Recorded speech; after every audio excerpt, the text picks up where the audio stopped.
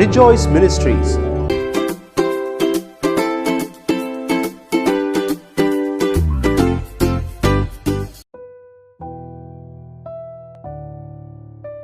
நாம் தேவனை எப்படி ஆராதிக்கிறோம் என்பதை இந்த நாளிலே நம்ம பார்க்க போறோம். கர்த்தருக்கு மகிமை உண்டாகட்டும்.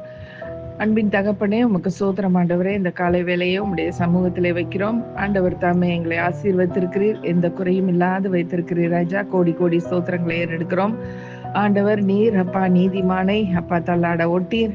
அப்பா எங்களை தள்ளாட ஒட்டாதபடிக்கு எங்களை தூதர்களை அனுப்பி பாதுகாக்கிற தெய்வமா இருக்கிறீங்க ராஜா. ஆண்டவரே, நீதிமான் வந்து செய்கிறது வாய்க்கும்னு சொல்லியிருக்கீங்க. எல்லாவற்றையும் வாய்க்க செய்றீங்கப்பா. நீதிமான் வந்து அப்பா சிரசின் மேல் ஆசீர்வாதங்கள் தங்கும் சொல்லியிருக்கீங்க. எங்களை நல்லா ஆசீர்வதிச்சு வச்சிருக்கிறீங்க. கோடி கோடி ஸ்தோத்திரங்களை ஏறெடுக்கிறோம். இந்த நாளிலும் கூட ஆண்டவரே அப்பா, எப்படிப்பட்ட ஒரு ஆராதனை நாங்கள் செய்கிறோம் என்பதை குறித்து நாங்கள் பார்க்க போறோம். கர்த்தர் தாமே எங்களோடு கூட இருந்து இந்த வசனங்களை எங்களுக்கு ஆசீர்வாதமாக்கி கொடுங்க ஆண்டவரே. நாங்கள் செய்ய வேண்டியவைகளை செய்யவும், செய்யத்தகாதவைகளை விட்டுவிடவும், மன்னிப்பு கேட்டு மண்டை நாங்கள் ஒப்புரவாகவும் என் தேவன் கிருபை செய்வீராக. நீர் அப்படி செய்ய போறதுக்காக கோடி கோடி ஸ்தோத்திரங்களை ஏறெடுக்கிறோம். இயேசுவின் நாமத்தில் பிதாவே, ஆமேன் ஆமேன். ஹல்லேலூயா.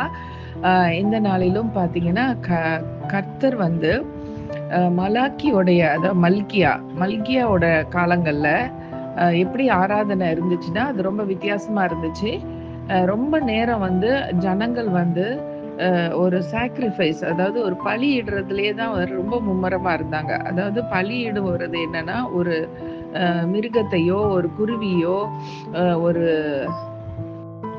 பறவையோ அவங்க பலியிடுவாங்க. அப்படி இருக்கும்போது அத ரொம்ப கவனமா பார்ப்பாங்க. அதாவது அதுல எந்த கேடுபாடும் இல்லாதபடிக்கு, எந்த ஒரு குறைபாடும் இல்லாதபடிக்கு இருக்கக்கூடிய சுத்தமாக இருக்கக்கூடிய அப்படிப்பட்ட அந்த அனிமல்ஸ், பேர்ட்ஸ் இவைகளை குறிச்சு அவங்க ரொம்ப கவனம் செலுத்தி அதை கர்த்தருக்குன்னு சொல்லி கொண்டு வருவாங்க. அதுக்கப்புறம் இன்னைக்கு உள்ள ஜனங்களை பாத்தீங்கன்னா எப்படிப்பட்ட வர்ஷிப் பண்றாங்க அப்படின்னு சொல்லிட்டு நம்ம இந்த நாட்கள்லயும் இதே வசனங்களை வச்சு நம்ம பார்க்க முடியும். கர்த்தருக்கு ஸ்தோத்திரம்.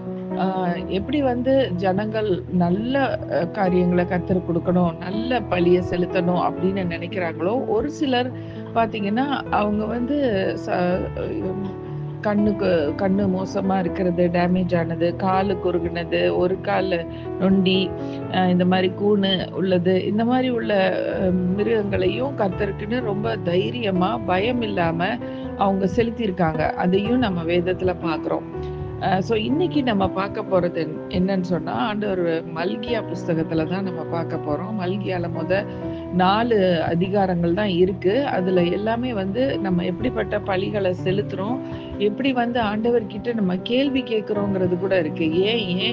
ஏன் ஆண்டவரேன்னு சொல்லி கேட்கிற கேள்விகள் பயங்கரமா இருக்கு. செய்யறதையும் செஞ்சுவிட்டு ஆண்டவர்கிட்ட போய் கேள்வி கேட்டுக்கிட்டு இருக்கிறாங்க இஸ்ரவேல் கோத்திரத்தாரு. ஆனா அதுக்கான வழிகளையும், அதுக்கான தப்பித்து கொள்ற வழிகளையும், அதுக்கான காரியங்கள் என்னென்ன ஆண்டவரை வந்து வேதனை படுத்தி இருக்கு அப்படிங்கிறதையும் அவர் சுட்டி காட்டுறத பாக்குறோம். இப்ப அவர் என்ன சொல்றாருன்னா, நீங்க வந்து இப்படி ஒரு கோணலும் ஒரு மானலுமான ஒரு மிருகத்தை எனக்குன்னு கொண்டாந்து நீங்க பலியிடுறீங்க. இதே காரியத்தை உங்களுடைய கவர்னர், அதாவது உங்களுடைய அதிகாரி, பெரிய ஒரு அதிகாரி, பிரைம் மினிஸ்டரா இருக்கலாம், பிரசிடென்டா இருக்கலாம், கவர்னரா இருக்கலாம், அப்படி உள்ளவங்க கிட்ட போய் நீங்க கொடுப்பீங்களா? பலி செலுத்துறதுக்கு எடுத்துட்டு வந்திருக்கேன்னு சொல்லி நீங்க கொடுப்பீங்களா? அது அவருக்கு வந்து பிரியமா இருக்குமா? அதை வந்து அவங்க சந்தோஷமா ஏற்றுக்கொள்வாங்களா அப்படின்னு சொல்லி பார்த்தா அவங்க ஏற்றுக்கொள்ள மாட்டாங்க.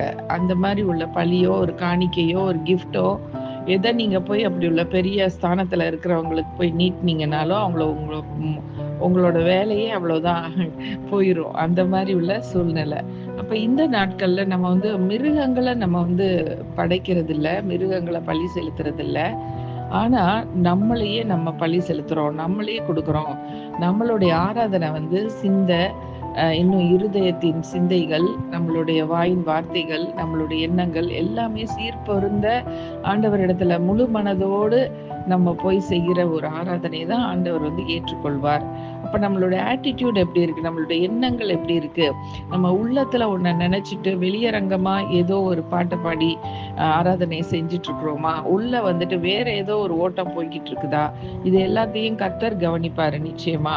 நம்ம நேரத்துக்கு டைமுக்கு அந்த ஊழியத்துக்குன்னு போயிடுறோமா, இல்ல நம்ம வந்து இஷ்டத்துக்கு நம்ம தேவைகளுக்கு தகுந்தவாறு நம்ம எல்லா வேலையும் செஞ்சுட்டு அதுக்கப்புறம் போய் லேசா எட்டி பார்த்துட்டு வர்றோமா, எல்லாமே வந்து ஒரு ஆராதனைக்குரிய ஒரு காரியமா தான் இருக்கு. நம்ம வந்து ஜெபிக்கிறோம், ஆராதனை செய்யறோம், பாட்டு பாடுறோம், கடவுளுக்குன்னு செய்யறோம்னு சொல்லி நம்ம தவறா நினைச்சிட்டு நம்ம தப்பா செஞ்சுட்டு இருக்க கூடாது. அதனால இந்த நாட்கள்ல தானே நம்ம ஒரு உணர்வுள்ள இருதயத்தோட உண்மையிலே தேவனை முழு மனதோடு நம்ம ஆராதிக்கிறோமா, நம்ம உண்மையிலே ஒழுங்கா ஜெபிக்கிறோமா, இல்ல ஜெபத்துக்கு மத்தியில 4 பேர்கிட்ட பேசிட்டு அதுக்கப்புறம் திருப்பி ஜெபத்தை கண்டினியூ பண்றது, அதுக்கப்புறம் வர்ஷிப் பண்ணும்போது சரியா முழு மனதோட செய்யறது இல்ல, அன்போடு பாசத்தோடு ஒவ்வொரு வார்த்தையும் உணர்ந்தவர்களா பாட்டு பாடுறது இல்ல, இப்படி வந்து ஆண்டவரை மாத்திரம் முன்னாடி வச்சு அவரை துதி செலுத்துறது இல்ல. அப்ப நம்ம அடிக்கடி என்ன பண்றோம், போனை நடுவுல பாத்துக்கிறோம், அதுக்கப்புறம் கொஞ்ச நேரம் அப்படியே ஒரு எங்கேயோ ஒரு சுத்தும், ஒரு மனசு எங்கெல்லாமோ சுத்திட்டு சண்டை நடந்ததை யோசிச்சுக்கிட்டு பக்கத்து வீட்டுக்காரனை பொறுமிக்கிட்டு அவன் நல்லா இருக்கானேங்கிற ஒரு யோசனையோட இருந்துக்கிட்டு இதையெல்லாம் இப்படி நம்ம மனசுல மாத்தி மாத்தி மாத்தி வந்துகிட்டே இருக்கும்.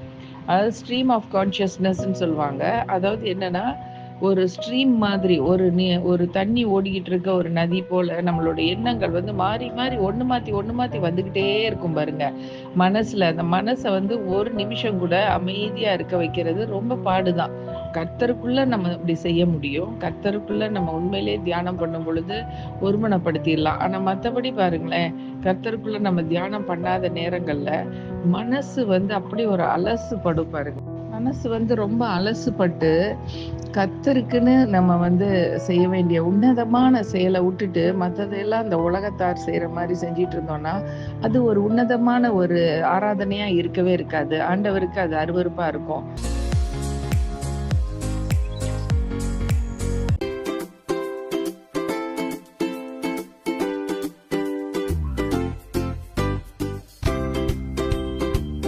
மேலும் எங்களை தொடர்பு கொள்ள rejoice ministries, evangelist doctor Daphne Joseph, cell 9171100011.